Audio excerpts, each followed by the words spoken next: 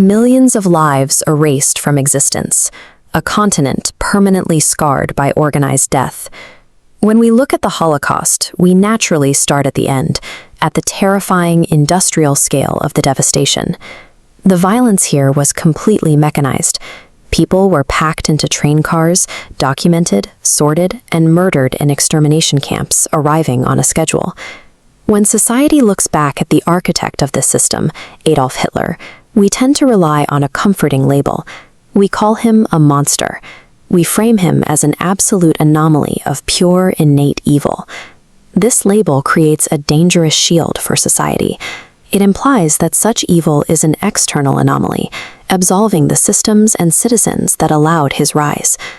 The Holocaust did not materialize spontaneously through one man's rage. It was a terrifying escalation. It required a broken society to nurture a personal resentment, and it relied heavily on the silence of ordinary people to function.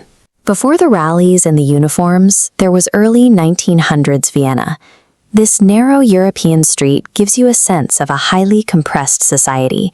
It was a battlefield of radical ideas, competing nationalisms, and freely circulating conspiracy theories. Within that environment was a young, failed artist. Twice rejected from the Academy of Fine Arts, he had no recognition and no clear direction. Frustrated, he actively sought an external reason for his own failure. He found his explanation in the toxic anti-Semitism already present in Viennese cafes and newspapers. Drop by drop, he absorbed those ambient prejudices, hardening his own personal bitterness into a highly specific ideology.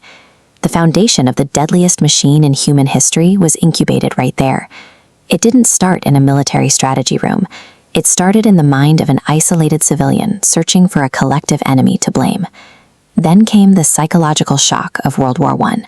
You can see the exhaustion in these German soldiers marching in heavy metal armor.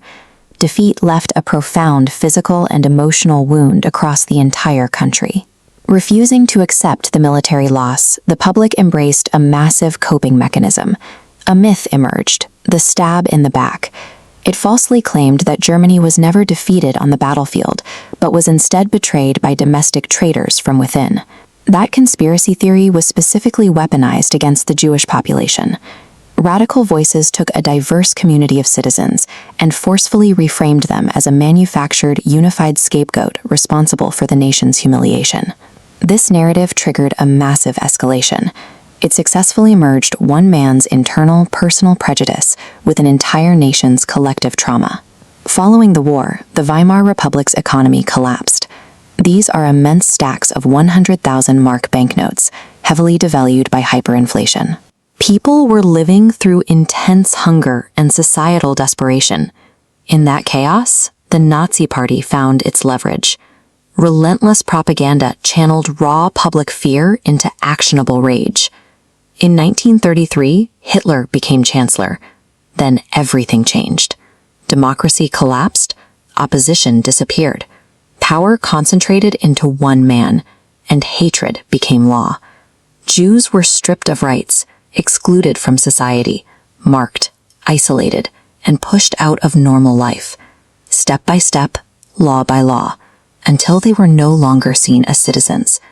With the population locked into obedience, the hatred moved from rhetoric to physical destruction. It escalated into walled ghettos, mass deportations, and the construction of 6 highly organized extermination camps. This was an organized, bureaucratic system of destruction. Its success depended on the participation of millions, turning the machinery of the state into a tool for genocide.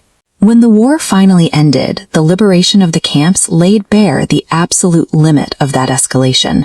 Unimaginable horrors were revealed, and entire communities had been permanently erased. The global community looked at the aftermath and pledged, never again. But the uncomfortable truth is that the mechanisms of genocide were not destroyed in 1945. Hatred does not simply vanish, it changes its shape. It adapts, hiding behind new political movements, modern propaganda, and public apathy.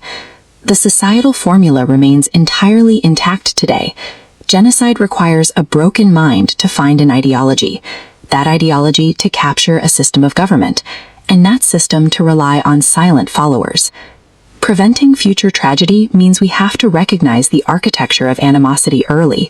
We must identify it at its lowest scale, when it is simply words, prejudice, and the quiet silence of a room, long before it ever has the chance to escalate.